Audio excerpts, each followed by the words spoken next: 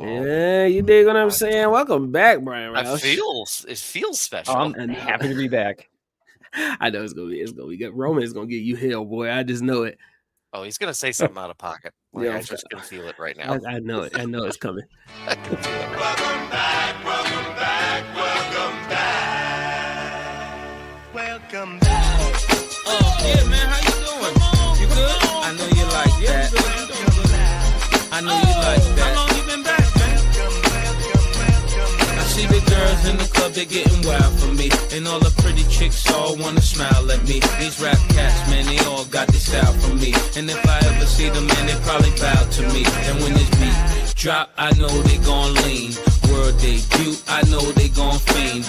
Everything Mississippi to the Palm Springs. Girls from brunettes down to blonde queens. These young boys don't know what a dawn mean. I'm just a bad boy gone clean. I'm the diamond chain choker, always remain sober. Yo. Welcome to Films in Black and White, everybody. Absolutely. And welcome back to the one, the only, the infamous, back from his tour of the South Pacific and the Asian continents, Bryan Roush. How you feeling, sir? Oh, wow. That is quite an intro. Thank you. Yeah. That was a wonderful intro. By the way, that was an excellent video package of me. Thank you. I believe that's me laughing and or like being like, oh my gosh, I can't believe they said this. That was a wonderful montage of moments, and I appreciate that you went and found all those. I'm really touched. My that favorite was really was cool. the finger started. That was my favorite. I can't even tell you what that was from, but it was funny as fuck when I found it. It's also really fun. It's also fun to see those, Marcus, those clips backwards, to see just how the setup changed over time. Because there was at one point that Bryan and Maggie had completely different wallpaper in that room. Yeah. Well, even Bryan's, like, it's his hair. His facial hair, his hairstyle. Oh, gosh. Like when he first started, it was very clean cut. It was like clean shaven. There was no face. And now it's like, look at this guy. I also have one more video for you, Bryan. You do? Oh my gosh. Yeah, I do. I am a little overwhelmed. Wow, that was a great welcome back, y'all. I'm so happy to be back. This is, man, it's been like almost, I want to say like 6 weeks since I've been on the pod. So yeah, dude. So it's been a minute. Oh my gosh, it is so good to see you guys. I'm so happy to be back. We are so happy to have you back, Bryan. How are things in your world? Like, what's new? What have you done? Like, what's going on in Bryan Roush land? Talk to us, Daddy. Yeah. So, for listeners new and old, my wife Maggie had a voluntary double mastectomy surgery, and she did this because they discovered that she had the BRCA2 gene. And if you don't know what that is, that's okay. Yeah, if you have genetic testing offered by your doctor, it's one of the things they scan for, and this gene makes it so you're more likely to have cancer, essentially. And so after we found that out, Maggie made the decision to have these voluntary surgeries where she would be most likely having cancer, just to have those parts removed. So she had a hysterectomy last year, and then this year she had a double mastectomy. And she is like the bravest person I know, and I'm so proud of her. And so for the past, I guess 3 to 4 weeks, it feels like 6 weeks, but for the past 3 to 4 weeks, I've basically just been in full support of her recovery. And we're on like day 33 here. It's usually like a 6-week recovery. So that's like when you start to kind of feel like yourself, it's quite a bit of a recovery. So that has been my life for the past 4 to 5 weeks. That's been my life, taking care of Maggie and doing everything with the kids. We had a ton of people come to help out, so I just want to give a shout out to anyone and everyone that has helped us out, whether you sent us a gift card or you came and watched the kids or you picked up the kids from school. I don't know who's watching. Could be any of my neighbors. So there's so many names to count. I'm not going to get into all of that. We'll reach out to you, but I just want to say thank you to all the community support that we've received. We wouldn't have been able to do it without a village. So that has been, in summary, my life since the last time I've been on the pod. Beautiful. Shout out to Maggie Roush. One of the strongest motherfuckers alive. Yes. Respectfully. Well, shout out to Brian Roush. Also will be one of the strongest motherfuckers alive, respectfully. The entire Roush family. I mean, to do that, obviously, you know, we love this space that we've created for us as a podcast and a group of friends first before podcast.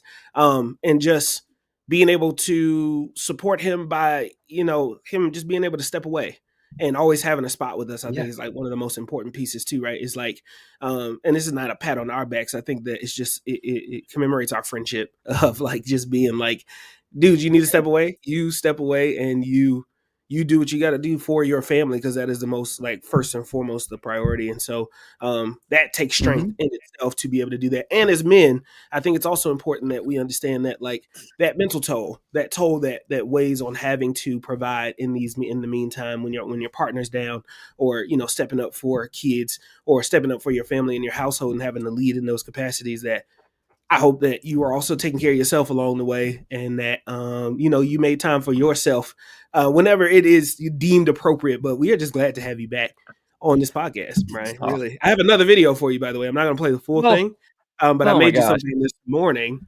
that I thought you all would enjoy. Is everybody ready? Jeez. Okay.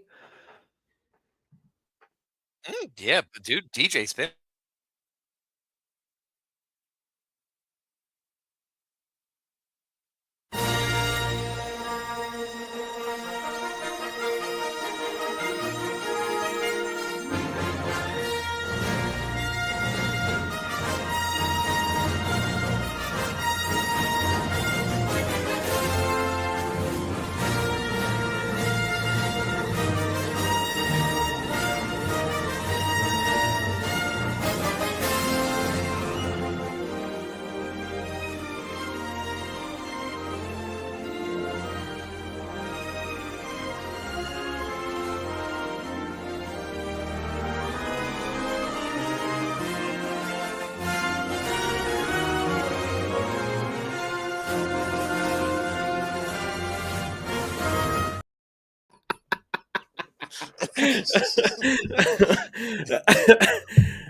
Yeah, there you go. Brian, you're muted. AKA Glass, don't go there. That was amazing. I'm so overwhelmed. And yes, Yes. the some glassware goes in specific spots. You know, that's a story for another time. But yeah. Yes. But thank you. I feel the love. about Thank that? you guys. Yeah. Brian, You know what's funny about that is that I have pictures on my. Brian came back, and apparently StreamYard can only handle 2 people, so here we are. I'm hearing you. We did it. This is really, really fucking great. But I have all of those pictures of those glasses on my phone, like, saved in my camera roll, because how I sent them. For what? I don't know. So I just have those. So, like, I'll be swiping through, like, pictures of the kids, and then, like, the fish one with all the shot glasses will show up, or the one that's just the tentacle one will show up, and so it's a nice little reminder of where we've been. So those people good can times, do amazing things with bourbon tumblers. The people are so talented. It's amazing. A little bit too talented. Yeah. Not me, but some people, yes. Marcus J. Destin, aka a Star Wars and Star Trek crossover. Yeah. How you feeling, sir? I'm feeling good. I told you all last week about me on my James Tiberius Kirk kick that I'm on. More specifically, the new Star Trek. I did finish the other 2 Star Trek movies this weekend. And I want to say, I know that some of those get a lower rating, but I do feel like that was a pretty good trilogy. The third Star Trek movie, Star Trek Beyond, really does trilogy you to death. It does all the things that they think a trilogy should do, which is like just trying to.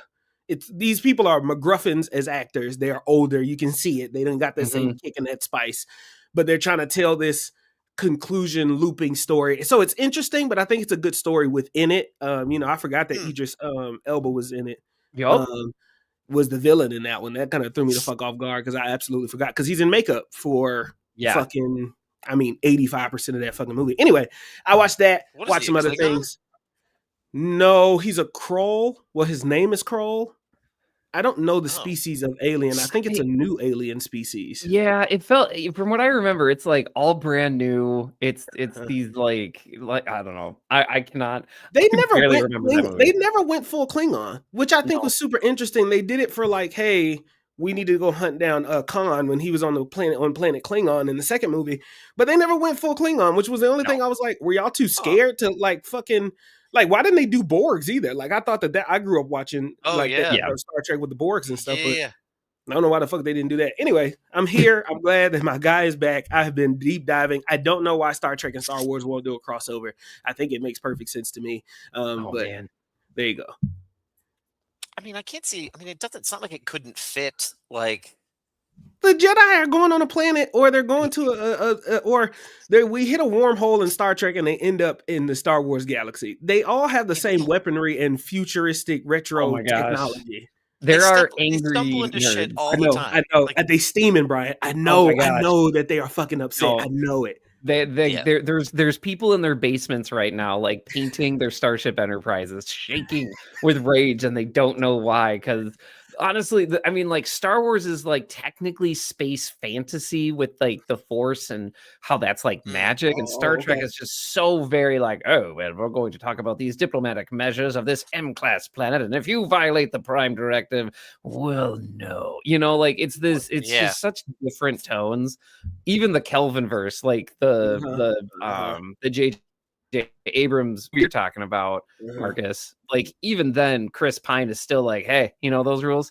I don't think so. And he rides that for 3 movies, and it's great. 3 movies when he's an old McGruffin when he wants to come back to Earth because he's tired of being in space for 5 fucking years. Yes. Like, and I'm not saying that's a bad thing, but that's it. I just think it's weird that there's a talks of the Republic and all of that political talk in Star Wars, and then there is the fleet, like the Starship fleet is like. And Brian, can you help me just real quick before we go check in with Doug? Sure. Can you tell me like Starship, like the fleet aren't space cops? Is that correct? Correct. In What's the in the Star Wars universe? Oh, in Star Trek. I'm sorry.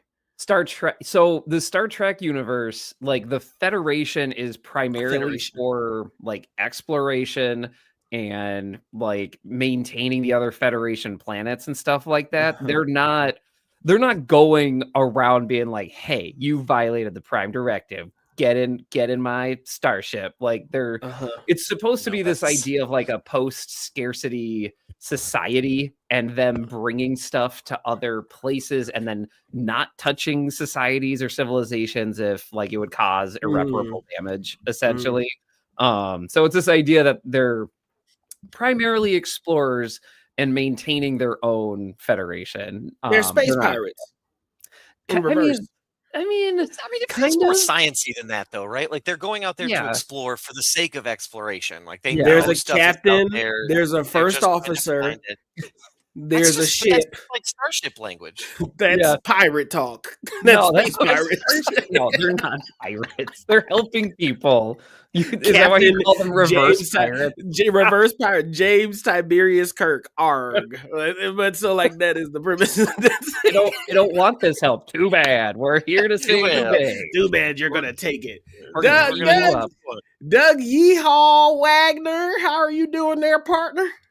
Well, yeehaw, I'm doing real great. I'll tell you that right now. I spent all of last week in Oklahoma, so I'm feeling very southern, but also simultaneously not. I don't know what Oklahoma is. Oklahoma's a weird, isn't it? You know, they talk about like gap states, like they're like flyover states and gap states.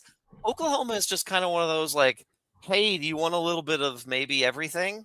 Welcome to Oklahoma. Isn't it technically Midwest? Is Midwest? Is it? No, it's not. It's not. It's south of Missouri, so I don't count it as Midwest. No, it's like mid-southwest. Yeah, mid-southwest. Okay, mid-southwest. It's not southern because then you start to get into like Arkansas, Alabama. Right. Like that's southern, but it's also not southwest like Arizona, New Mexico. It's kind of its own thing. Yeah. I mean, if we're trying to categorize it, they only have Whataburgers there. So if we're trying to by their fast food chains, if we're trying to place it somewhere, that's where we would place it. But yeah, it was good. I was in Tulsa all week, so that was fun. And then came back and had to deal with snow, which has been a lot. We've had a Oh my lot gosh. in these first couple of weeks, and which is exciting, Yes. but it feels like a lot. And then yeah, man, just kind of keeping on. In terms of my what I'm reading, watching, I'm watching a lot of stuff on Warhammer Plus. So they have their own app where they put in What? all of their shows and stuff. Yeah. Warhammer Plus? Is this a Yeah, so they joke? No. I'm being dead serious. So they'll have they produce their own animations, and then they also do What? painting tutorials or diving into the lore. So they'll have a guy. So literally, the lore is Okay. so deep for some I'm of this in. 40K. So for some of this 40K stuff, that it'll be like there's a guy, and they're like 15 minutes. This one feels like a joke, but I swear to God, it's not. It's a guy basically standing in front of a green screen. He's like, okay, did you ever wonder why the space orcs do this? Do you have 15 minutes to talk about why they did this in this? And he'll just go he doesn't. I don't even think he breathes. He just talks and goes into it for an extended period of time, which is great. But it's also a lot. Wow. I've also recognized. Do you pay for that app? Yes, I do. But I Hey, enjoy no it. shame. No shade. Yeah. I was just wondering. No. Yeah, I I was just do. wondering. But it's $4. No. I'm I'm not yeah. judging you at all. I pay for the Dropout app to watch Yeah. people play D&D. Don't look at me. Yeah. But the other thing that I've also realized is that you guys were talking about where the Star Wars universe is and what people's roles are there, and then in Star Trek. Yes. And then I was also thinking about because the more that I watch some of this stuff and get into some of this backstory, the Imperium of Man is not good. They're No. not good. No. They're not good people. No. That's the thing with space movies is man is always the problem. It's never really the space aliens, or even when we cohabitate with each other, even in Star Trek. Yep. Man is typically the issue of the problem. Yep. Yeah, 100%. So their sole purpose is to bring worlds into compliance. So they'll show up, talk to the people who run that whole planet, and they're look, obviously the Emperor's in charge, right? And if your answer is anything but yes, obviously, they're we're gonna have to take you down a peg. Yep. But the fucked up thing is even for the planets that are in compliance, they're expected to tithe and give gifts back to the Emperor. So get this. You can have your own planet, and let's say your planet is fighting aliens, and in the middle of this battle, the Imperium can show up and be like, "Hey, it's really some really great ammo you have over there." They're like, "Yeah, but it's not enough, or otherwise this last city and all of its people are going to die." And they're like, "Ooh, well, we need it. So this is your tithe. We expect you to comply." And then they just take it and they leave. They don't leave anything behind to help them support. They just fucking take it and go. And so there's that's the plot of Rebel Moon, ain't it? Yeah, they take the wheat. Yeah, it kind of is. You're not wrong. You kind of is. Slow motion wheat theft. They beat the shit out that man, that old man with that big ass sticky head. Slow motion wheat theft is so perfect. So yeah, so I'm doing that, and then I was on a plane, so I watched some stuff. What did I watch? Excellent. Who'd you bring down a pig? Yeah. I watched The Wolf of Wall Street for 800 times for the 800th time. Interesting. But I've seen it before. But here's the thing. Here's the problem is that and I blame TikTok for this. TikTok will show me three clips, and I'll go, I should watch that whole fucking movie. It's just it's one of those things where it shows me 3 and that's it. In between kids getting hurt and dogs now for some reason. And it just I'll see 3 clips of hey, you remember the movie 316 to Yuma? And I'll be like, oh yeah, I remember that movie. Yeah. You should watch that movie. And I'm like, well, fuck yeah, I guess you're kind of right. I should. I feel like the TikTok clips that they pick, they show you core moments from yes, the movie that you're like, oh, that is something either that I usually don't want to watch that movie. Like, I feel like the first step of engagement for movies is like, I hate this plot device that I gotta Yes. get past. Like, cause I get secondhand embarrassment from some of the plot devices that be here. I'm like, fuck. Like, that's why I hate watching rom-coms, cause I'd be like, God damn it. Like, I gotta go through the breakup scene. I fucking hate the breakup scene. But Marcus, what are we gonna do about the concert at the end of the movie if the female love interest isn't there? There's Bryan, nothing we can possibly do. Can we just That get was to the her fucking? favorite band. Can we get to? Can we get to the makeup and the fucking and then go to the concert? Marcus, All right. That's the those real. kind of movies I wanna- exist in I a want very to- special section of the movie store. I was gonna say the same thing. Like, if you're only watching it for the resolution, No. like, That's the lead up. Because here's the thing: if I could make if I could be the movie guy, I want to make movies that talk about. So here's what I watched. I watched The Sorcerer's he's Apprentice. trying to dig himself No. out, and I'm tiptoeing here. I got it. Listen, I was watching The Sorcerer's Apprentice yesterday. Okay, Oh, that's a old movie. Yeah. It's a decent movie. It's very interesting. I think I'm surprised they didn't do a sequel to it. But if I was watching a movie and I was like, I would make movies about the nerdy couple that gets together, like the lead and his love interest. They get together at the end, and she's like, definitely girlfriend. I want to make a movie about the same relationship, but a year later. Like, does the magic wear off from like the nerdy shit, and she's just annoyed with this motherfucker because he's just a fucking nerd and won't get his shit together. You know what I mean? Like, yes, you know magic, Paul, but you still won't wash the dishes with your own two hands. Be a fucking man. You know what I mean? Like something like something like that. I don't want to see the coin come out of my ear, Paul. Just do please do the laundry. Stop pulling a quarter out of my ear. Can you pull my G spot, please, Paul? Like, can you please help me? No, legit though, that's actually really funny. I want to make. That's the movie that I would make. I do want to know what happens to that couple now. That's what I'm saying. Unlimited power of the universe, yet you can't put your clothes in the hamper. What's happening here, Paul? Do you see the problem? I brought in your mentor, Nicolas Cage, to also help you with this issue. Like, what? I don't know, man. I dig it. He's not going to put anything away. I do want to do this one thing here, though, quick. What was that? Marcus's birthday is coming up. Oh, shit. It sure Wednesday, is. yes? Yes. Yep. Yeah, so when this pod releases, Marcus will be the ripe old age of 26. Thank you. I appreciate that. Thank you. You're very welcome. Thank You're you. very welcome. Yeah, Also, for sure. do you ever have that? Do you have a friend that someone asks you, like, well, how old is he? And you don't know because you've never asked? Do you not know how old I am? Marcus, full disclosure. That is so gun to my head, I couldn't tell you your age. Like, gun to my head, if somebody was like, how old is he? I'd be like, I've been going with 26 for years. Like, you are my best friend, and I have no fucking clue how old you are. You know what though? This is such a good, like, excellent case in point of like male friendships. No at times. bullshit. It is like, I trust this man with my life.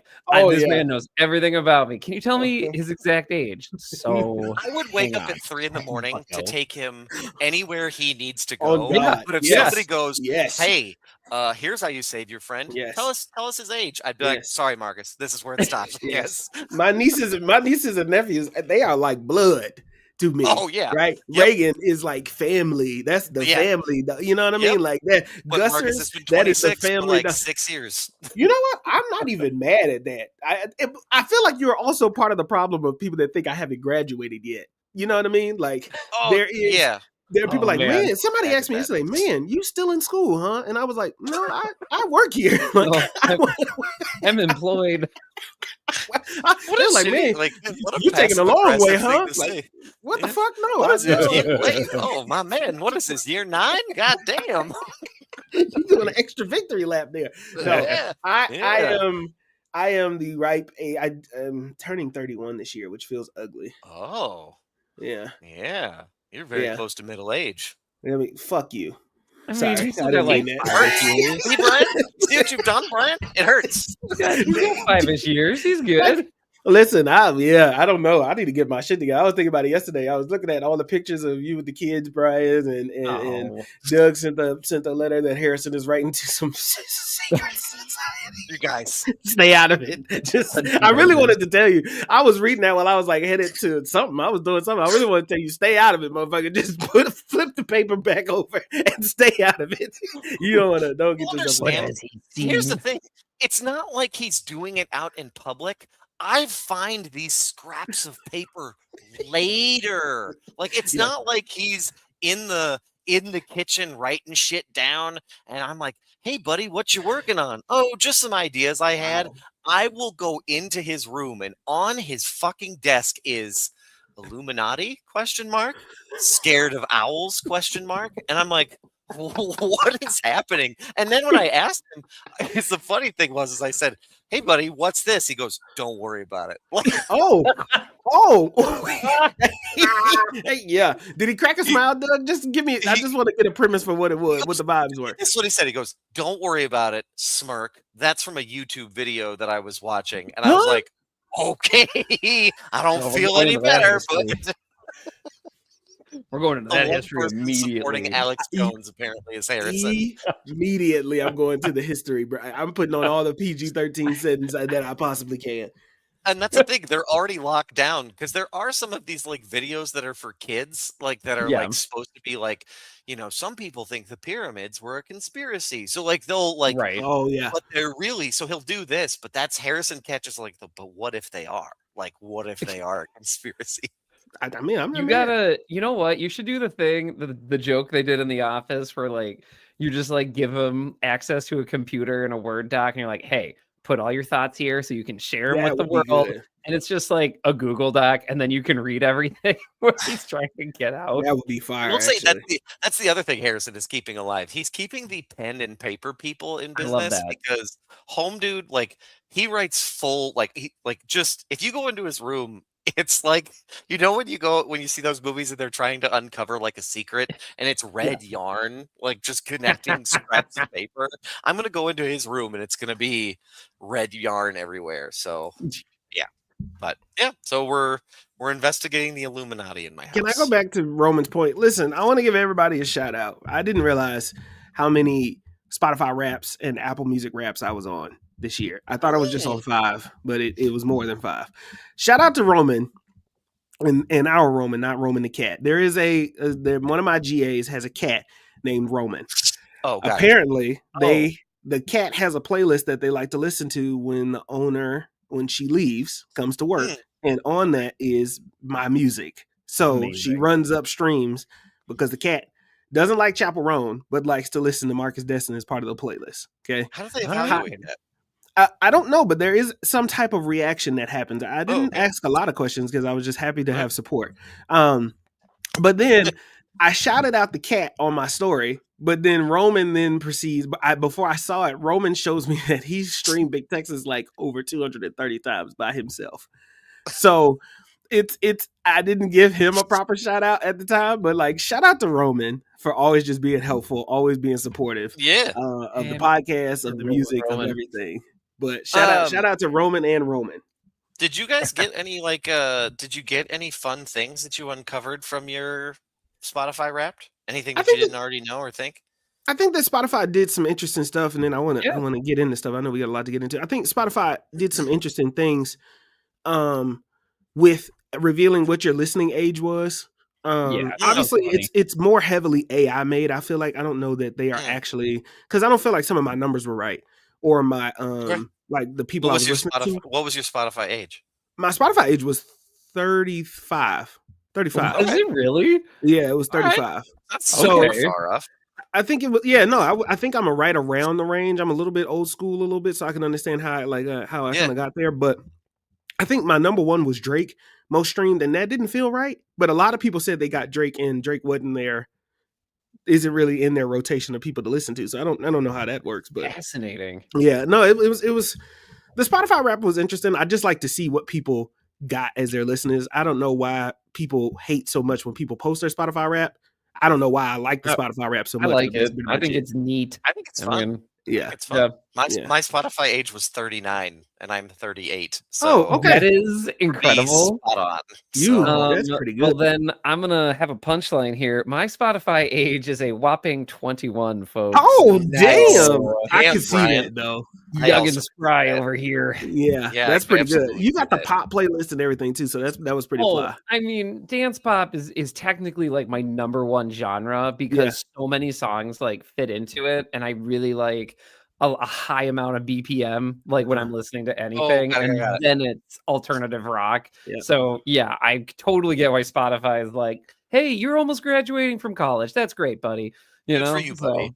Bryan, right? have any of your kids' songs made it into your kids' music made it into your Spotify Wrapped? Yes, because my second most listened to album was K-pop Demon Hunters, which Oh, there you I go. think they have good music. It would have not been my own second Yeah. most streamed album from Spotify.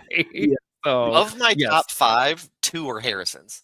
Like Yeah. 2 are with, and it's just AJR. I forgot y'all like, have to on share. repeat. Yeah. Yeah. Why doesn't Spotify make up now? Hold on, don't steal my IP now, motherfuckers. But how come Spotify doesn't do like a streaming app and make different profiles for people to listen to? Like you So can lock it. they have a kids app, Oh. but because we tried it with Liam, but it is not like functional, like as functional as we want it to be for like kids our age. So we ended up just putting him on our family plan.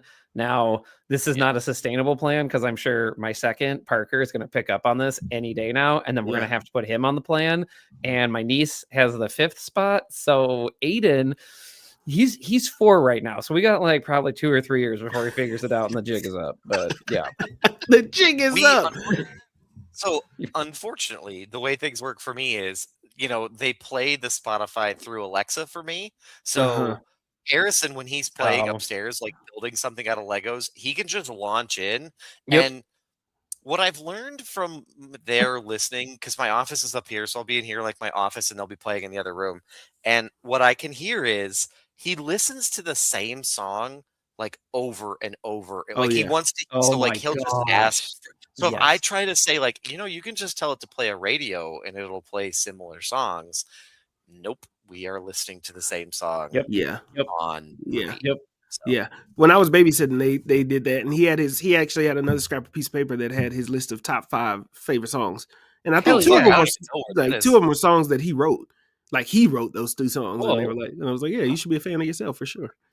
For sure. I support it 1,000%. No. I'm just so thrilled that like this is.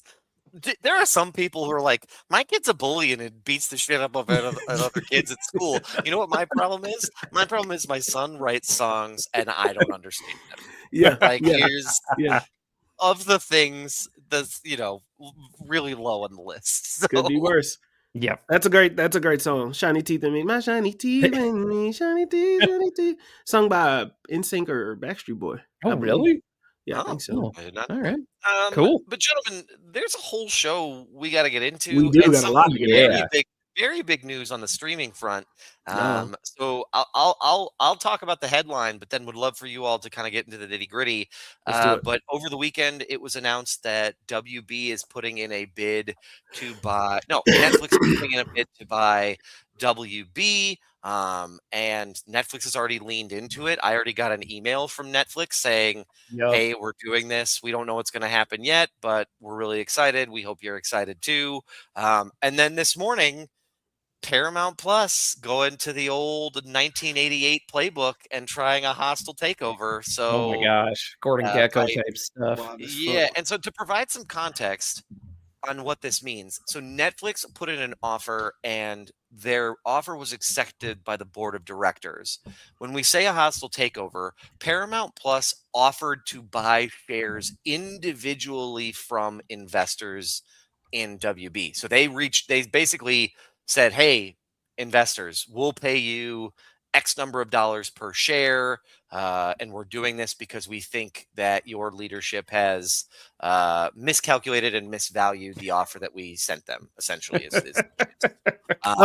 Can we take a step back? Please. Yeah. Because I think that there's a couple steps, and I'm trying to figure out like what the best way to go about it is. No, So, I was just covering 20,000 foot. So no, take it no, away. oh no, because I think this is super interesting, and I want to lead into Doug's point about the hostile takeover. I think it also works because that kind of is like it's a good movie, right? You start the scene with the hostile takeover, and then you like, flash back a little bit. Let's start from the beginning. Netflix used to be a place that was shipping DVDs out. Yep. Yes, So- it was. That so- was their original business model. I mean, and they've outlasted the Redbox, they've outlasted Blockbuster, and now they are the premier and the head at this current moment, at least. Like you still got to go through the antitrust and go through the federal government to get it approved. Oh, yeah. And I'll talk about that in a little bit. But Netflix made this bid.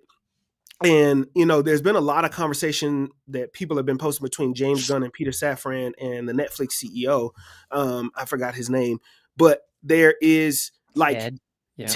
Ted something. Ted. Yeah. Ted, somebody. Yeah. He looks We'll like a go Ted too if you pull up a picture. But I mean, he just looks like a Ted. He looked like his name.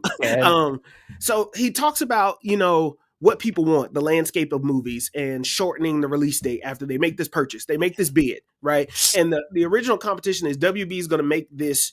I mean, Paramount wants to make a bid for WB to buy everything. And this kind of connects to the story that we were telling about Trump loving Rush Hour 4, right? And so they went ahead and they actually passed on Rush Hour 4 before until they heard that the president loved it, and then they greenlit it. Okay. Yes. So them thinking they were in good graces, they underbid themselves because they thought that they would be in good graces of the office of the president's office, right? And the federal government. So they kind of underbid it and were so confident that they would have got it. I think that in the middle of the night, it was like Netflix is anticipating to place $80-something billion on this bid. And then not even 2 hours later, when I was up at 3 a.m. taking a piss, my little 3 a.m. piss, they was like, no, they got that motherfucker. I mean, middle of the night. And then the next article I saw was the Writers Guild, and there was reports that there were famous directors and people, influential filmmakers and stars that were writing letters to the federal government that this would be a fucking disaster and an economic shakedown if they were to fucking do and move forward with this deal, which then led us to the hostile takeover that Doug is talking about. And meanwhile, I saw reports that said that WB had that the CEO of Netflix had already talked to President Trump, and when he left the White House, he was saying that he felt pretty confident that Trump wasn't going to touch it, and Trump's biggest thing was the highest bidder should win. Like it doesn't make any sense that the highest bidder should be the one to win. And that he felt confident that the Netflix CEO felt confident that they wouldn't have any issues when they go to the next step. And then today was news of the fucking hostile takeover that Doug was talking about. I would also like to point out that as much as we all want to make sure and assume that the president has some sort of impact on what the SEC decides to do, they are an independent regulatory body. So like he can be like, this sounds really great. And they can be like, we didn't like it. Like that's all the nature of politics of where we are right now, where it's like, did the king say yes? Well, hold on, but he's not really a king. No. Right. But did he say yes? Yes, yes. Because Daddy said, and it's like, all right, great. Because Daddy said.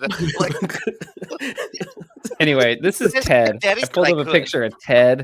This is the he CEO looks like a fucking Ted. Netflix. He does look like a Ted. Looks like he used to own a dealership in Topeka, Kansas. Oh yeah, no, this guy's trying to get you in to buy a Ford F-150, 100%. He's running your Northland Ford dealer. That's what he's doing. Shout out to Ted Sandro said Topeka, Kansas, the only Ford motorship deal. If you want to go get it with Ted Sandros. And I want to add in this wrinkle too. I mean, Doug, do you want to finish your 50,000 foot view? I think you should finish the broad overview so we can dive into some of the details, which I think are pretty juicy. Yeah, I think the other like broad overview pieces is that, I mean, obviously the way that any type of major merger between companies has to work is they finish and then they send all over their paperwork to the SEC, and the SEC essentially says like, yep, this looks like it's not going to create any monopoly issues. There aren't going to be any antitrust problems, or nope, there are going to be some antitrust problems and we can't let this go forward. There Yeah. have been famous mergers as of late that have not happened. I feel like there was one with Microsoft buying a video game company that didn't go forward recently. I know But there I was could be wrong. the Kroger grocery chain Oh, one yeah. didn't go through. Yep. So there are things like that where they're like, nope, this would end up not giving consumers enough choice. Yeah. And so I do think, like, speculation theater, like if we were to play that, Yeah. I do think that that's an interesting conversation to have in this space, because these are streaming services. Oof. And while there are a lot of them, they're not that many, with Disney owning With so quality. many, like Yep. Hulu and Oh, yeah. ESPN and Disney Plus. That's already one kind of like mini monopoly. So now we're kind of sort of creating a second one, depending on what happens with HBO Yes. Max. So, Yep. like, I do think there's something to be said of, does this go through? Like, I can't see any reasons why it wouldn't, because that is not my area of expertise. But I do think that's an interesting conversation to have. So, Yes. Marcus, and then that wraps me up. So details next. Should we go details? Because I just got some new news from this that I think is interesting too as well. So I don't Do know it. where we want to start. So I want to go. Where do I start? There's 3 pieces here. Okay. Paramount CEO David Ellison. This is from Discussing Film on Twitter. Paramount CEO David Ellison sent a text to David Zaslav after they made a hostile takeover bid today to buy Warner Bros. David, I appreciate your underwater. I appreciate your underwater today, so I wanted to send you a quick text. No, despite the noise of the last 24 hours, I have nothing but respect and admiration for you and the company. It would be the honor of a lifetime to be your partner and to be the owner of these iconic assets. If we have the privilege to work together, you will see that my father and I are the people you had dinner with. Yep, that's the one. Ooh. Right there. What? Now, I want to talk about this next one. David Ellison, this is also from Discussing Film, allegedly offered assurances to Trump administration officials that if he bought Warner Bros., he would make major changes to CNN for them. Okay. Oh, of course. And then this last one, I want to talk about that. What happens if Paramount is allowed to take over Warner Bros.? Okay. This one is from More Perfect Union. If Paramount is allowed to take over Warner Bros. Discovery, the conservative billionaire, billionaire Ellison family will control Paramount Studios, CBS, CNN, MTV, HBO, Comedy Central, Nickelodeon, Cartoon Network, Warner Bros., DC Studios, Fandango, New Line Cinema, TNT Sports, TBS, Oracle, and more. And I believe his dad also owns TikTok now at this point. I think you're correct. Yeah. Because Larry Ellison owns Oracle, which is by far one of the largest tech companies in the world. Yep. If not the largest. That is so funny. That is so funny to me. Because going back here really quick with some of these details. So the Netflix news on its own was like earth-shattering in its own right, and then this Paramount, like, I don't even know what to call it. It feels very desperate to me. But this hostile takeover, this desperate, like, 9th inning, like, just going for it, Hail Mary. I'm using a lot of sports terms. Yeah, no, I'm with you. We sticking in there together, but separately they do. I think it's important to understand that, like, the Netflix bid feels very long-term. Like, it is very much a long-term, long game. Like, hey, we're going to buy you at $27.75 a share, and we're going to buy your streaming and your movie studios, do whatever you want with your cable networks. It's part stock, part cash. Like, the main get here is all of this intellectual property and all of basically buying out a competitor so that Netflix can set itself up as the one-stop shop. And it already is to a certain extent. Yes, it is. That is, like, you can tell that's the Netflix vision. They don't give a crap about the cable networks. Like, those, if the Netflix deal were to go through, there'd be this weird. Didn't Paramount initially say they didn't want the cable network either? Yeah. Initially they did, but you look at Paramount's bid based on public information, and they want it all, baby. They want the big kahuna. They want the entire company at $30 per share. Which You might be like, Brian, you're talking about $27.75 and $30. we're It's not. like $2. But it is a big deal for shareholders who own like thousands of shares of WB, because this is an all cash offer, which means that if the Paramount deal went through, that is all cashola in your pocket. That is, you can go spend that at a Whataburger, to do a callback to Whataburger. Damn, We're not Skippy. we're not spending that shit at In-N-Out. No, fuck that. No. Although We're I not love doing. In-N-Out. But I got a hot 100 in my pocket. I'm not doing animal style with that. No, I'm doing doggy style and Whataburger.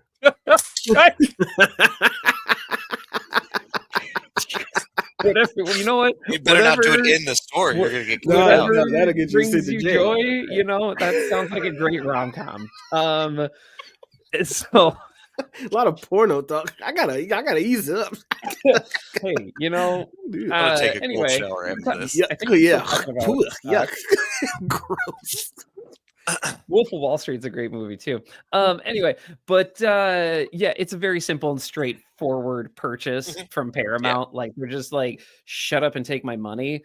I also think it's not very like long-term focused. They're buying a bunch of cable networks that aren't profitable, but to your point, Marcus, they could control them. If that really is one of their goals here, which is just, I've seen this movie before. I know how that goes.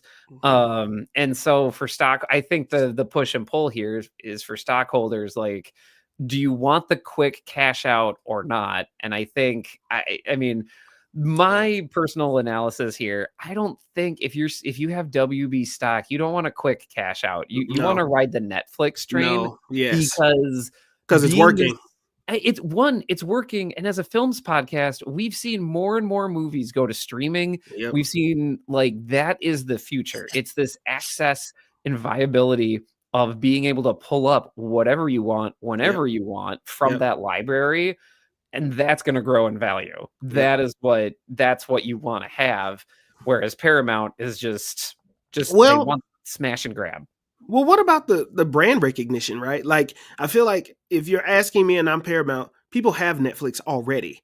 Netflix has, I mean, I understand the fears. No situation is really going to be the best.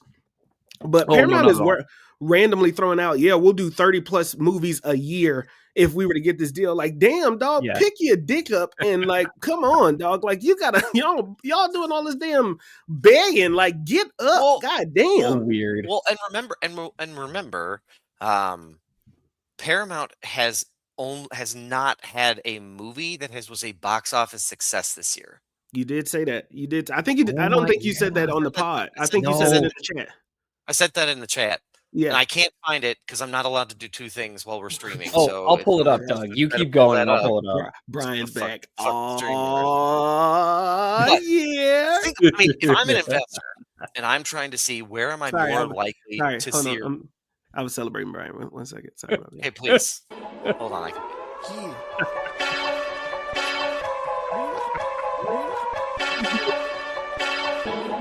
Back in the building, baby. You already know what the fuck going on. If you want excited, get excited right now. The research is back in the building, baby. Turn me up, you dig? This is the most wild shit happening. Oh yeah. Go Brian. Go Brian. I want this to happen. I want this to happen in a meeting. I want this to be your behavior in the middle of a meeting. Like, I want you talking to me? Yes. Are you talking to me?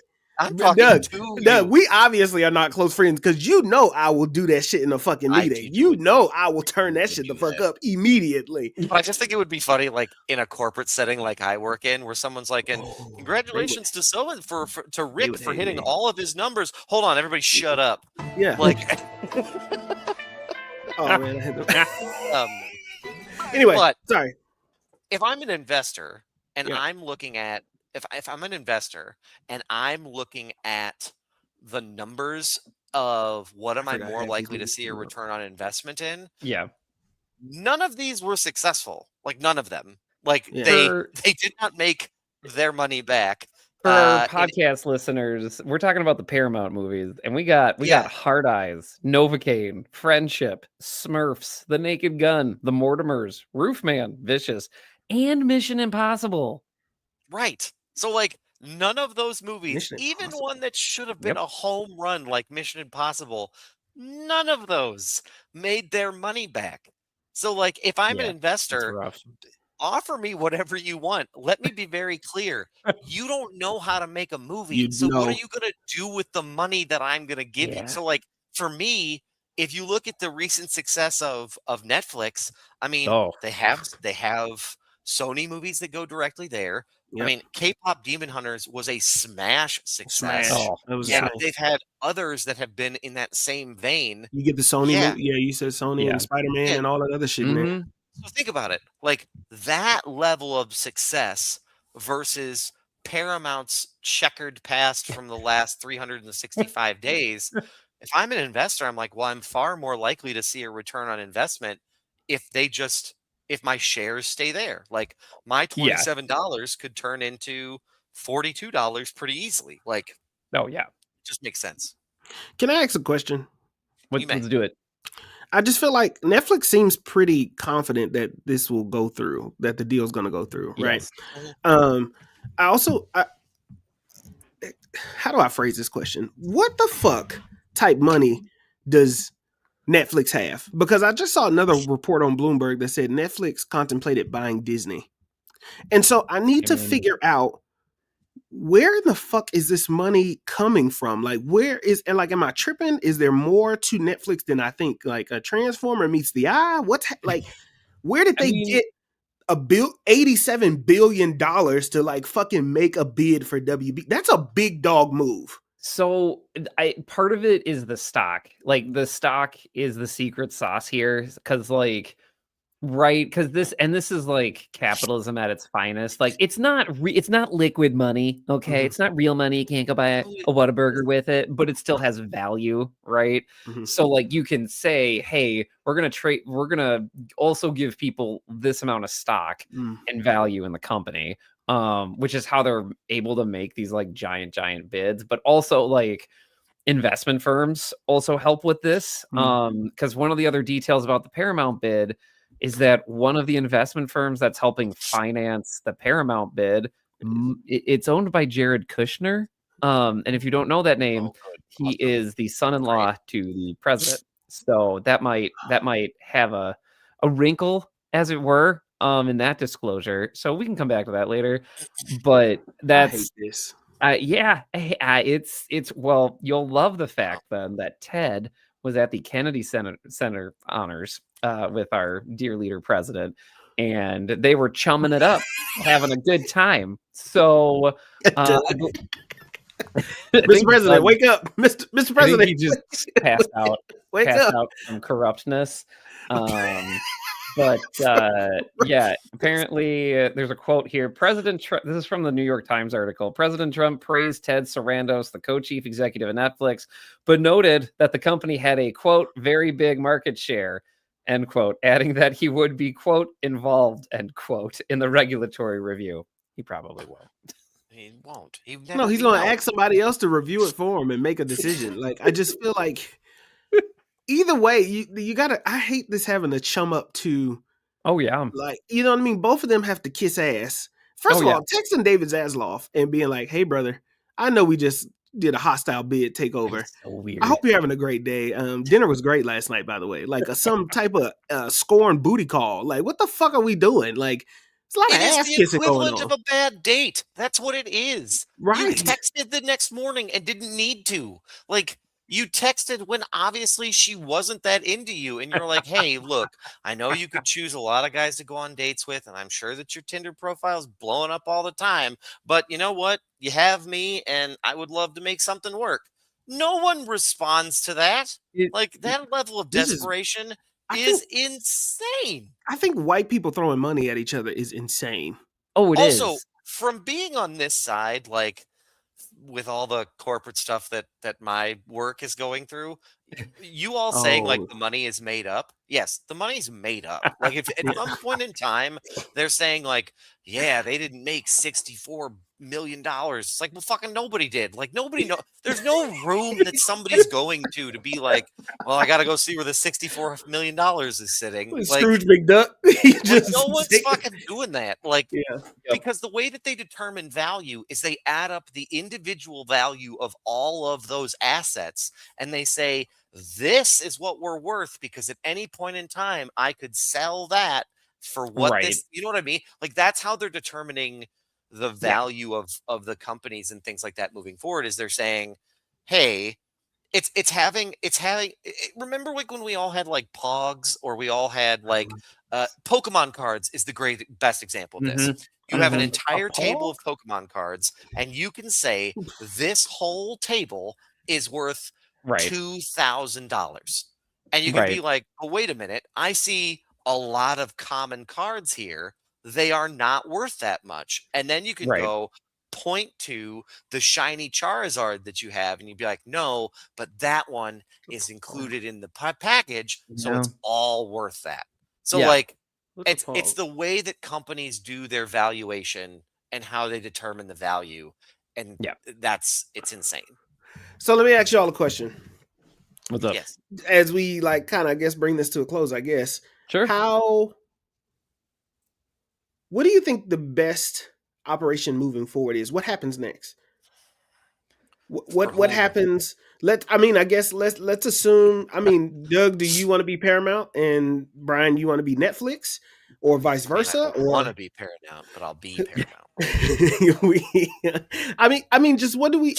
And we can play both sides, right? But what do you think happens? Like as a regular, everyday, we're kind of nerdy about it. But what happens next? What's the next step? Let's say that let's start with Netflix. Let's say that Netflix gets approved. What's the next step? What happens next? Oh, geez. I mean, we talked about this in the chat a little bit. I think if the Netflix deal goes through, they're going to do this really cool dog and pony show for like 2 years where it's like, hey, we're not looking to mess anything up. We got a good thing going. 2 separate services. You can get them for one great price and they'll leave it alone. I think they will leave it alone and just have the ship stay its course for 2 years. And then in the background, they will be working overtime. There will be some poor like junior executive who has to figure out how do you get to the magical price point of moving everything from HBO Max into Netflix and have it not be sticker shock. No, they are working with UX designers right now. Yes. To design a brand new interface that can represent both of these things. What's a UX designer? So that's basically a customer experience. Like it's basically it's how apps and things are laid out. I don't know what UX stands for. User experience. Yeah, user experience. So they basically have a user experience person who's going to say like, well, if we move the button here, or if yes, it still needs to be red because that's iconic Netflix. HBO is silver, so we still want to have that be an option. So how do they have a user experience person who is like looking at how all of this fits together. And once they have a design, then they'll start looking at cost of okay, here, yes. Like basically how you're navigating the app and like what is standing out to you and how you do all that stuff. That's the point Doug's trying to get at, Marcus. Gotcha. This is so interesting because the shit already feels bogged down. I have no idea. Oh, he froze up. I have zero idea how you input more shit. You know what I mean? Like HBO Max's app is not Netflix's app. I did realize I was like, I keep seeing the same movies when I'm scrolling. It's just feeding me what I want to fucking see, and I have to switch over to the main Netflix hub. HBO Max's thing is like it doesn't feel like it's as much shit that should be on there that's on there. So I'm just interested in how you just combine those two things together. I mean, I think it could be as simple as they just try to import everything into Netflix. They just try to put all that content into their own Netflix dashboard eventually. I don't know if that's what I don't know if that's cost effective, but to me, I think they're going to want to try to retain the Netflix brand over the WB brand. They might try to make a thing where it's like, hey, this is an HBO tag. That means it's quality. Okay. This ain't your Merry Xmas holiday movie on Netflix. Okay. This is the good stuff. I'm here for the HBO shit. Yeah, exactly. Like you want this premium and uncut, you click this tile. Like that's kind of what I'm assuming is going to happen. Meanwhile, man, to your other point about Paramount, man, if that thing goes through, I would not be surprised if Paramount like is the dog that catches the car and they're like, oh wait, what? Now we got to do something with it. We have to do this now. Yeah. Welcome back, Doug. We're talking about how Paramount, what they would do, and I feel like Paramount. They would definitely dismantle HBO Max as soon as possible and try to get it on their janky app, and it would not work. It would definitely crash a lot. That's my only prediction for Paramount. Paramount said that they were going to only make commercially focused movies. I saw that quote. That's like, so gross. Like a Sonics and like things that are only commercially available. Like, and I'm like, y'all clearly have lost the fucking plot. Like y'all decide to go. And you know what the Netflix and HBO Max deal sounds like? And this will be my last thing about it. It kind of feels like, when cable was out, if something had the HBO stamp on it, that was like a different thing, right? You saw the static, the HBO static and all of that. And then I feel like you go to Netflix and as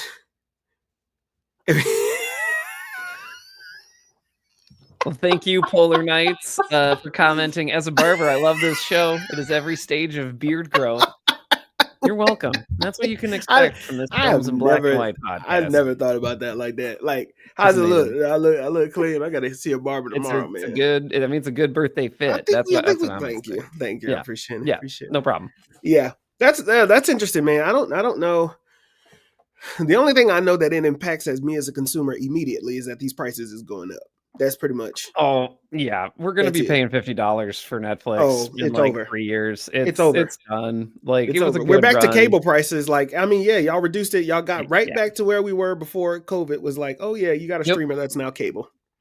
Yeah, honestly, I mean the regulatory folks might push back on that, but that's definitely where this is going, and that's what they want. And I hope it doesn't get to that point, but I would not be surprised to get that email where it's like HBO Max and Netflix in one home for $50. That would give me some sticker shock, and I would definitely have to drop. Polar Knights is rich. Hey, I think it depends on what we get. Right, we're losing Hulu. That's true too. Hulu's not going to be existent, so Disney's got their whole bucket. That's going to be $50. So I'm paying $100 for two streamers essentially. Paramount will lose it. Everybody got a live sports to some capacity now, which is. I'm realizing, and the overseas funding I thought was also interesting for Paramount, but I didn't want to really get into that because we're seeing that in boxing, streaming. Yeah. There's a lot of that I'm seeing like in the WWE. They're like really trying to build up that like Saudi Arabia and all of that. Weird. Yeah, it's very interesting. And it says that they're trying to get out of oil. That's why I saw an article. I read an article about that. You know what? Yes, I saw something about that too. Yeah. That's why a lot of Saudi folks are entertainment.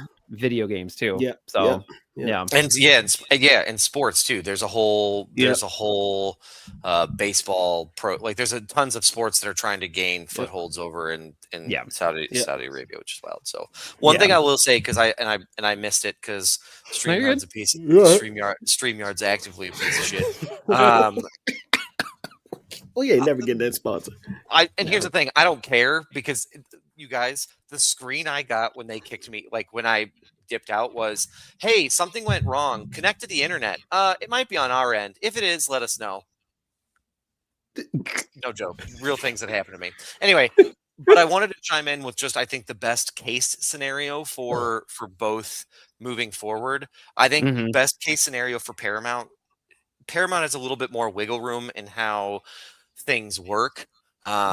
Because I think what Paramount can do is if this hostile takeover doesn't work, which I can't see it working, like that's a lot of people that have to say yes to their offer. Yeah.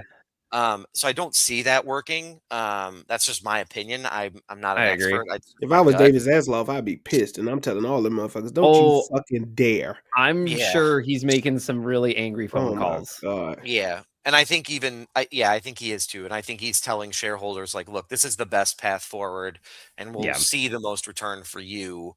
But I think they have two additional options. So either by some miracle, the hostile takeover takes over, the hostile takeover, or the other Yeah. thing that happens is the SEC jumps in and is like, actually, this feels really monopoly-ish, and so we're not Yep. going to let this go forward. And Yep. then Paramount gets another crack, and they can Yeah. buy whatever they want, and it'll be interesting to see how that shakes out. I do think agree. Netflix probably has the offer that makes the most sense for shareholders of WB. But Yep. again, the best path forward is there aren't any more hiccups along the road. The hostile takeover doesn't work. Yeah. And everything goes forward as planned. But it's going to be the next couple of days are going to be really interesting to see what shareholders do.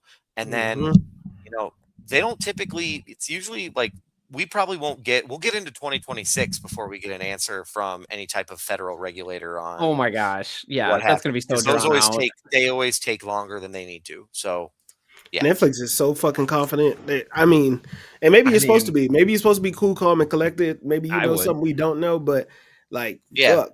Throwing Most money of at these- it seems to be the answer nowadays, but so I'm Yup. interested to see who Yeah. say yes and who say no. In these type of situations, typically what will happen is there are so many consultants and advisors that will tell them what the best thing is forward, that at this point in time, they didn't pay those consultants all that money for them to not go into this confident. That's a Like, fact.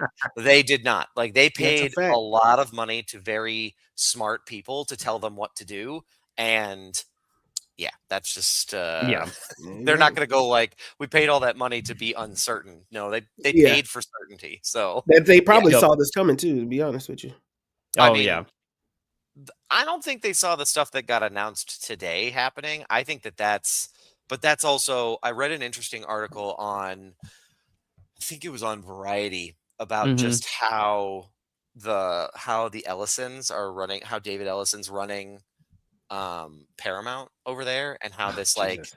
how I think they just said that they're dismantling the culture where people like apologize or say they're sorry, or like he's basically he's basically taking notes from his dad on how he runs Oracle and doing the Wow. same thing in the entertainment business, so much so that the lot of people are passing on what's happening. So like, great example.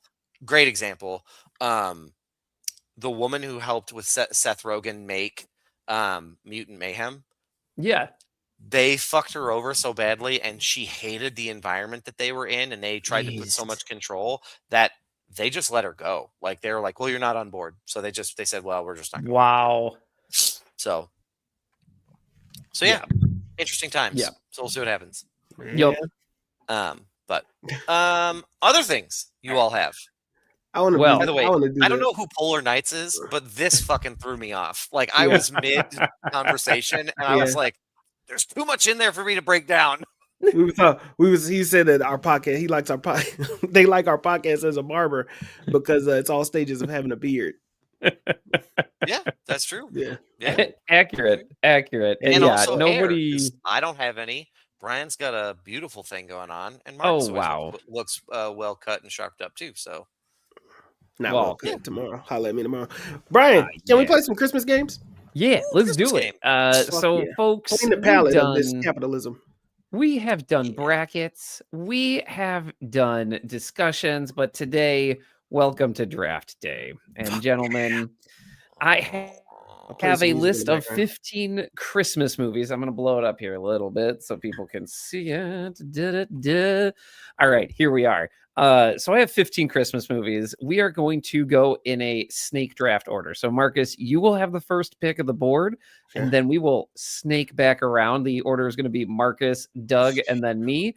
And then we'll snake back around, fill out the board. and then you will have your 5 movies, basically your 5 Christmas movies for your team. So a little bit of fun holiday movie magic as we enter the season. So Let me lock the fuck in. Can I wait a minute? What's the goal of our 5? basically, you're trying to assemble like the best Christmas movies for the Okay. 5 best Christmas movies. So For if you were going to who? watch In these general? starting, so if you were going to start watching these on like December 19th, leading up Yes. to Christmas Eve, This is Yes. tough. one a day for 5 days straight, what are you watching? This Yeah. is so okay. All right. So I Yep. gotta go Okay. first. So yeah, and here we go. We got our list here. Here's what I pulled. This did not have a scientific explanation, folks. Mhm. I just pulled these Oh, this movies is out. fine. I love We this. got Home Alone, we got Elf, National Lampoon's Christmas Vacation, The Jim Carrey Grinch, It's a Wonderful Life, A Christmas Story, The Polar Express, Love Actually, Miracle on 34th Street, the 1994 version, Santa Claus, Die Hard, Nightmare Before Christmas, The Holiday, Jingle All the Way, and Home Alone 2, Lost in New York. So Home Alone gets 2 chances at this. So Marcus, you have the first pick. You're on the board. This is And I tough wanna- because Go ahead, Marcus. I want to chime in that Polar Nights said Home Alone was his top pick. So there's a Oh, chat okay. function to this I too. feel wanted to call out. I feel like I need an end goal in order to know. Like I feel like a coach, right?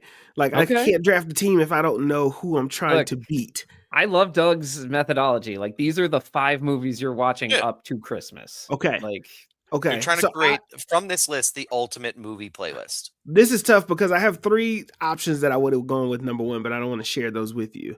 okay. But I feel like I have to go The Grinch Okay. for Okay. me, Jim Carrey number 1. The Grinch is Okay. off the board. Pick number 1. Congratulations to the Grinch. Okay. Yeah. All right, Doug with the second pick. I'm going to go with the Santa Claus. Good. That's a Oh, good pick. interesting. That's a good pick. Going with the Santa Claus. That's a good pick. All right, Tim Allen, Santa Claus. It holds up well. I need Yeah, to say it that does. It does. hold up very well. It does. All right, Bryan. it's me now. Look, I'm This is looking at tricky. Jingle All the Way with Arnold Schwarzenegger. Okay. A lot of fond memories Bryan. there, but I think I'm going Elf. I'm going Elf. For my pick. Interesting, man. I feel like That's a that good is pick. it's a standard Christmas movie. So we're doing Snake. So it's my pick again, and then Doug, you'll be up. Man, going back to back, I always feel like there's a lot of pressure on it. I'm going National Lampoon's Christmas Okay. Vacation. Okay. So yeah, my list is Elf and National Lampoon's Christmas Vacation. Doug, you're on the clock. Brian, give me Miracle on 34th Street. That is Whoa! intriguing. That's intriguing for sure. If you That's okay, intriguing. all right. We're coming back to that. All right, Yeah. the Santa Claus and Miracle on 34th Street for Doug. Marcus, you got back-to-back picks. All right, this is hard. I got a couple options on me that I don't want to reveal. Okay. I feel like I want. This is so interesting. I really do like this. Let me go with the Polar Express. Polar Express. That's a Tom bold Hanks choice. classic. Yeah, I'm gonna go the Wow. Polar Express. I feel like the Polar Express is so. That's a classic. polarizing. I mean, It's man, Polar- yes, Okay. that was on purpose. Interesting. Yes. All right, Marcus, you got the Grinch, you got the Polar Express. Yeah. What's next? I'm definitely gonna go Home Alone. Yeah. Okay. Yep. I was Got it. I was worried that would Yeah. happen. Yeah, Yeah. that was a good pick. Yeah, All right, Doug. Home Alone's off the board. Shakes things up. I think I know what Doug's gonna do. Give me Home Alone 2. Yep. Yeah. That's fair. Did you want Home Alone originally, Doug? No, I didn't. Okay. No, I didn't. But I also Yes. think that in terms of, I think Home Alone 2, this is a hot take. I think Home Alone 2 feels more Christmassy than the original. I could see that. I could see that. Really? Yeah, because you Yeah, get to go because he's in a into toy New York store. and It's he's in in New the toy store. York. Yeah, Like, yeah. Okay. They upped the budget in that one too, for sure. our Yeah. president was in that one. Yeah, it sure was star of Home Alone 2. Y'all, Star of Home Alone 2. I know this is gonna be, well, you know what? I don't know. I'm gonna go for it. I'm going Die Hard. I'm going Die Hard. Oh man, that's the one I wanted next. No, Good this feels like fantasy football when like the good quarterbacks start going like, Yes. dang it, I'm behind. Like you got to start playing Yep. catch up. So, no, I feel really good about Die Hard. It is a Christmas movie. We don't need to keep having the conversation. It's We fun, don't but really. but yeah, no, we're absolutely is. good. And then this is tough because it's like I don't have a pick until the like pretty close to the end here. So No, you have one more pick after this one, Brian. It's the fifth one. yeah, this is tough. So I'm gonna take a moment. I'm gonna go. You know what? I'm gonna go. I'm gonna do it. I'm gonna go. The Holiday. I'm gonna go The Holiday. Cameron Diaz, Jack Black. Oh, that's Cameron Diaz. Got it. Kate I was Winslet. thinking Queen Latifah, but I forgot the name of that. Oh. That's not- Yep. Brian, I'm gonna go with Love Actually. Whoa! Wow, I Didn't did not know- expect that. did not expect that, but I know what he's Okay. avoiding, so I get it. Oh. Wow. Yeah, Do you? Okay. yeah, I know Deep what he's. strategy. I know what he's avoiding, so I understand it. Okay. I hate this movie. Actually, yeah, I'm not a fan of the movie that I think I'm going to pick. Okay. What was that? I think it's got to be A Christmas Story. Okay. Talk me through that. I just don't. My picks would have been between Jingle All the Way and A Christmas Story. Okay. I know I Okay. get first pick again. I just think I'm reaching into movies that I don't really like. I don't like The Christmas Story. I mean, I there's a have two movies on reason. this list. I have two movies on this list that Brian included that I think are way overhyped. Oh no. One of them is A Christmas Story. Yes, and I think that's. I absolutely agree. I if I can have a tangent, Absolutely. I have a to me, I feel like Christmas Story gets so nostalgic for people because it was like one of the most consistent movies on cable networks during the holidays, like in the 90s. Yes. And I feel like that's where this adoration comes from. Yes. I can't prove it, but that's what it feels like. Yes, Well, TBS, whatever TBS place did their, TBS did TBS their like 24 24 fucking hours of A hours of Christmas this movie. Story. I hate No, that fucking. I forgot about That's that. what made me It's hate it because that was the only Yes. fucking thing on. It kind of makes me want to throw up. Okay. All right. Okay. Well, Brian, Marcus. picked number two. Yeah. I'm gonna go It's a Wonderful Life. Well, good pick. That I was hoping that one would drop low enough and y'all wouldn't notice. It's a also sleeper hoping on that. there for sure. Oh, It's a Wonderful Life, total sleeper movie. Go So ahead, good. take it off the board, Dougie. All right, As Doug. much as it pains me, Jingle All the Way. I knew 'Cause it. I told you he was avoiding The Nightmare Before Yup, Christmas. I knew he was avoiding. Marcus, you had such big brain energy here when you were like, "I know what he's avoiding," and I was like, I was "Uh-oh, avoiding. I'm You got gonna be to. I was trying to ambushed." trap him into it, but it didn't. Well, Mr. To be- Irrelevant, Could've congratulations, been Mr. Nightmare Before Irrelevant. Christmas. So tattoo envy of big girls everywhere. Nightmare Before Christmas. Well, there you have it, folks. We have our Christmas movie teams. We'll do a quick rundown here. So for Marcus, the 5 movies that he's going with: The Grinch, Jim Carrey; The Polar Express; Home Alone; A Christmas Story; It's a Wonderful Life. That is a solid list, Marcus. I can't lie. That is. I'm not mad. Thank you.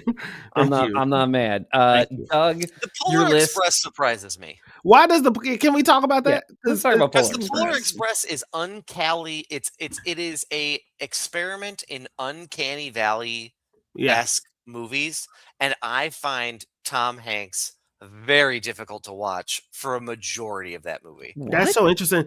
I think The it's people in the animation are so eerie to me. you know what? I Well, think that's fair. Yeah. However, 2 reasons. One reason is silly why I like this movie. It reminds me of the Coca-Cola commercials with the train. Oh pulling yeah, up in the- Yes, you know I what I know mean? That whole exactly what thing. you're talking about. But also, I think because of what it experimented and tried to do, and Tom Hanks playing 5 different roles and all that other shit like that, especially when it came out, Yeah. I think that it aged pretty well as a classic movie to watch. The story is so simple. It's like you got to believe, you got to be good. You chasing after this bell. I think it's an easy movie for me to watch if it's on. Mhm. Especially as I was when I was drafting, I tried to draft in the order that I would like to watch it if it was in a movie lineup on Ooh. TBS. Oh, So if I'm watching The Okay. Grinch, I could easily go into the Polar Express and Home Alone, and then I'm pretty tapped out by the time I get to A Christmas Story and It's a Wonderful Life. I mean, okay. that's interesting. I didn't even Yeah. think about it that way. That's I would Marcus. watch mine Wow. in reverse order. Yeah. I would Yeah, go Jingle 5, All the 4. Way, Love Yeah. Actually, Home Alone 2, That's not Miracle bad. on 34th. You know what? The Santa Claus, That's good. yeah. Yeah, that's a good way to end it. I I'm would not watch mad mine at in that. reverse. I'm not mad at that. You know, the Miracle on 34th Street, I always find it strange that whoever like this story is like, hey, you know, Santa, oh yeah, kids love him. All right, hear me out. What if we made it a legal drama? I never followed those dots for me, like as a movie enjoyer. Like if I That's was in a spot room on. and somebody was like, hey, this is my idea, Santa courtroom drama, I'd be like, that sounds like a fun Yeah. book to read. I don't know if I Plot want to of Grandma watch got that. ran over by a reindeer. Because then, Yeah. I put that one there because I recently Okay. learned a very interesting fact about this movie What was that that? Richard Attenborough, when he Hmm? was doing sign language with the girl, she didn't know that he knew how to sign. So when Oh. she reacts that way, like live on camera, that is a genuine reaction to Oh, seeing sweet. him use sign language with her. I love So that. like Sweet. when I saw that, I was like, well, fuck me. How can you not like that movie then? Like it was just True. one of those things of like, you're right, Brian. It's insane that we're putting Santa Claus on trial, but Richard like the Richard Yeah. Attenborough is just a fantastic actor. mean, And then yeah, the he lady, is. the young little woman who plays Matilda, who's in that. I can't remember her name. Yes. Me either. They're both just so good. So Yep, I agree. So then the last list here. So Doug's first through fifth picks were the Santa Claus, Miracle on 34th Street, Home Alone 2, Love Actually, Jingle All the Way, and then for me, it's Elf, National Lampoon's Christmas Vacation, Die Hard, The Holiday, and The Nightmare Before You know Christmas. what? That's not a bad lineup for all of I us. don't I hate think that list I either. think each day would be like 3 different days for me, and all of For these sure. like are pretty cohesive. Like I'm not mad at that. No, The Nightmare Before Christmas, I gotta adjust. I'm not gonna lie. Yeah. I'm gonna have to adjust that game plan a little bit. I think I'm starting with that if I'm watching I these would Get it out, five absolutely movies. start with like to that get one. it out the way, right? Look, Yeah. it's a good transition. Yeah. I can't lie. It's a great transition from fall to winter. And then I like the variety that I have. I'm not gonna lie. I mean, like I picked this list, so I think I have great taste, right? You But killed it no, with Die Hard because that's a hell of a tempo up. That's like yeah. an up tempo right there, going Die Hard And into the then holiday. the nice That's thing when you about Die start to get Hard, disengaged with like Yep. heavy dialogue of like Yep. The Holiday and Yep. National Lampoon's Christmas Yep. Vacation. You start to get like, you're like, oh, there's just a lot happening in both of Look. these, and you're like, I just need to see some shit blow up. Die Hard. It's a great holiday palate cleanser because you got a guy in a Mhm. gray bloody shirt, like slinging all these one-liners, and then you can go back to something like The Holiday where it's like Jude Law being like, my last wife died of cancer, and I'm still looking for love with my daughters. Like you're like, it's like it's a good, tugging on the heartstrings, and then you're seeing machine guns. It's nice. It's nice. It's nice. Balance. Life is all about balance. Balance. In full disclosure, the wrench that threw me was when Marcus took "It's a Wonderful Life." So that also, I didn't want Jingle All the Way. I know you didn't. I know you didn't. I know you didn't. Waiting for it. I know you didn't. I didn't want either one. I knew that you didn't want, because you didn't immediately pick Jingle All the Way when it was like the last 3. Yeah. I was like, I know he's avoiding those 2, so let me go ahead and just take It's a Wonderful Life right now off your plate to make you pick. You got to make a decision, but yeah. Yep. Because Jingle All the Way, I watched that last night actually with Brittany. Like we just threw it on because that's with Turbo Man, right? Mm-hmm. Jesus Christ, yes, it's with Turbo Heck Man. yes. I don't think anyone understood. Well, I don't know who gave Sinbad direction in that movie. Watch it. But Watch his fucking shit is unhinged. And they're standing outside the toy store, and he's like, "Come on, man, we all got you know what it's like to be a dad. We got the pressure." He's like, "And kids are wanting this and wanting this, and then you got to deal with your wife, and they're gonna make an alimony payment to a woman who slept in every single person in the post office but me." And I went, "This is a fucking kids movie." Like that's what made Sinbad the greatest, though. Yeah. Yeah, it's PG. This movie is the things he says. He tries to give a bomb to a radio station. This Excellent. is a kids movie. Love that. I love that. I love Sinbad. Shout out Good for Sinbad, man. I Sinbad. hope you somewhere doing Also, well. I'd like in to my point book. out that the Big Show is in that movie. The Big Show is in that right. movie. That's Big right. Show is in that movie. I need to rewatch all these. No, we didn't put any. There was no. I think it's interesting of what didn't get put up here. I know this was like random. There was no science to it. But like seeing Love Actually is also very interesting because I guess I didn't consider Love Actually a Christmas movie. I mean, it is. I mean, it leads up to Christmas. I feel like. I feel like it's worked its way in there since like the 2010s. In my opinion, like I don't know. I think all of the events of that movie take place the Oh, week it damn sure leading is. up to Oh, Christmas. that's not the movie I was thinking of. I was thinking of what's the one with Sandra Bullock that she goes on the world tour. Sandra Bullock goes on a world tour. She falls in love. Is it Sandra Bullock? Is it Butterscotch Soda, the holiday edition? Fuck it. Don't even look it up. Let's just move on. I don't even want to talk about it. Are you thinking of The Proposal with Ryan Reynolds? No, no. Oh, it's not. Maybe it's not Sandra Bullock. It's she's in Ocean's 13. Okay. She is the wife of she was a Pretty Woman. Oh, Julia Roberts? Julia Roberts did a movie with her traveling the world. Are you talking Eat, Pray, about Love? Eat, Pray, Love. That's the movie I was thinking about. I was thinking of Eat, Pray, Love instead of Love Actually the entire time. That's Look, amazing. Marcus, I was being an asshole when I said it, but you also kind of earned that one. I did Butterscotch Soda the fuck out there. I did. I kind of want to like make movie posters, Marcus. I want to write. I want to like make the posters of like the people you're talking about. So like make Sandra Bullock on there and then write Eat, Pray, Love. Like it's a real movie poster with Sandra Bullock in the foreground. Like, wait a minute. No. The movie is it's called The World Tour, and it's just Sandra Bullock standing outside of an airplane. Like that's all. I love this. We need the Butterscotch Soda movie bracket. We need an artist just take all the movies I'll be fucking up with my word association. No, I love it. Shit. You know, it's a fun little game in itself. I love it. I love it. I had IMDb. I was going down everything. Butterscotch Soda is a thing that I didn't solidify, but I never know what the fuck it is. I think Gunpowder Milkshake just kind of came and went from, that Netflix. one didn't stick around at all. We still talk about it. Gunpowder Milkshake. Y'all act like I was way off with the Butterscotch Soda with Gunpowder Milkshake. That shit is a crazy title. Also, would love to see the AI generated poster for that one too. That would be crazy. Butterscotch Soda. That sounds disgusting. No, actually, that sounds pretty good. Actually, Gunpowder Milkshake. Okay, a Butterscotch Soda would be pretty. That'd be pretty good. I'm not gonna lie. That's I imagine so funny. it's like a sweeter root, like a sweeter cream. That's exactly like a like a sweet cream soda. Yeah. That'd be pretty good. I do want to say that Roman in the chat was trying to help you by saying miscongeniality. No, not miscongeniality. That's a classic though. Journey. Miscongeniality is a fucking classic. Man, this makes me happy. Wow, that was great. That was a great way to end our holiday draft. Excellent pick. That was great. That was a great palate cleanser from capitalism. Right? Yeah. We definitely need that. Every day. Gentlemen, what do you all have to plug? Let me play some music. Oh man, I haven't done this in a while. Hey folks, so go over to thelovenerds.com. That's my wife's website, her small business that she runs.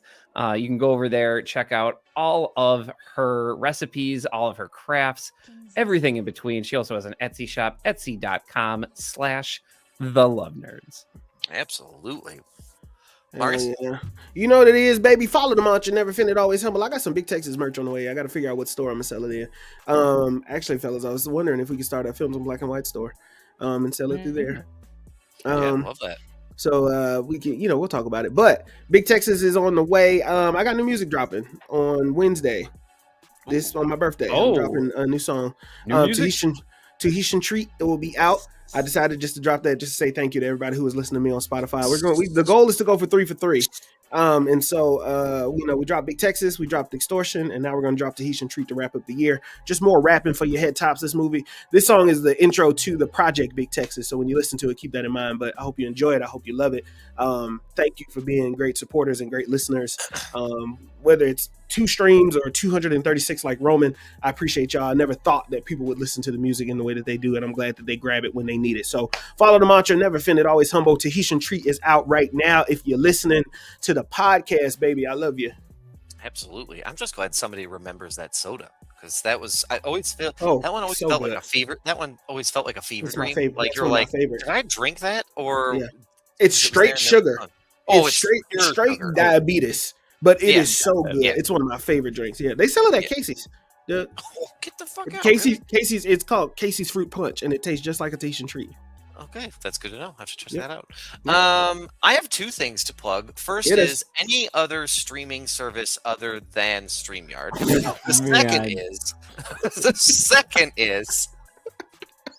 The second is, look, if you enjoyed our conversation about the WB merger and then our little Christmas game, recommend us to a friend or a family member. That is the best way to support those independent podcasts that you love. We got other stuff coming in terms of pod stuff. Patreon stuff's going to get worked out and launched when we launch season 7. So, yeah, pretty excited about it. So stay tuned for more. But, gentlemen, we have a 3-step process to success. And Bryan, triumphant return. What is that first step? Hey folks, I'm here to tell you to read a book, mostly because I have not had a chance to read a book. So go read a book for me. That would be great. I would love to just spend 2 hours just being in a world with words and pictures you make in your brain. Go read a book, please. Absolutely. Marcus, what's that second step? Hey, make sure you drink some water, man. If you're trying to get some birthday ass, you can't do it without drinking some water. You taste like a fucking acid battery, dog. You know what I mean? You need to drink some water. That piss is knocking you out because it smells like ammonia. Make sure you just treat yourself to the nice stuff. You know what I mean? Some spring water. I've been drinking Propel. I think that's also good. But drink shit with no flavor in it, so you just understand what regular water tastes like. Drink your spit. You need something. Yeah. What? On the tap. Put your mouth on the tap, like from the tap. Oh, got it. That's What did you all think? I said? Yep. Doug, what's the third step? Let's just move. The third step is to wash your ass. You're also Lord. not getting any birthday ass if you stink. So make sure you clean yourself, and make sure that you're ready for birthday ass, because it's important. And I'm then also not getting any birthday ass, by the way. So I just said that as an example, but not my example. So there's that. Well, you're the one. I'm manifesting birthday ass for you. So I appreciate that. Thank you. clean Well, yourself AKA. before you- That's what I birthday ass. Wow. But yeah, also you're going to be indoors with a lot of people because of Yes, the Bryan, holidays. yes. So make sure you wash your ass. I would also like to point out that Marcus is now very concerned about my ashiness. I was in the gym today and I looked down at my legs and I was like, Hey, you I see need to it. drink more water. I'm pretty ashy. Yep. And I You're just hanging said out it with black quietly to folks. myself, like no one else heard me. That's when you grab the cocoa butter and you just Yep. slather that motherfucker right on. Yeah. Mm-hmm, mm-hmm. That's, and also to your step 2, drink more water. It's important. Drink more water. This was a great episode. It was So outstanding. good. I had a lot of fun. Hope you all did too. We'll be back next week with another fantastic episode. But in the meantime, in the between time, stay safe, stay healthy. We love y'all. We appreciate y'all. We'll catch y'all next week. Welcome back, Bryan. It's good to be back. Back. Back, baby. I'll be back. Yeah, bring it back. The boys is home, baby. The trio is back.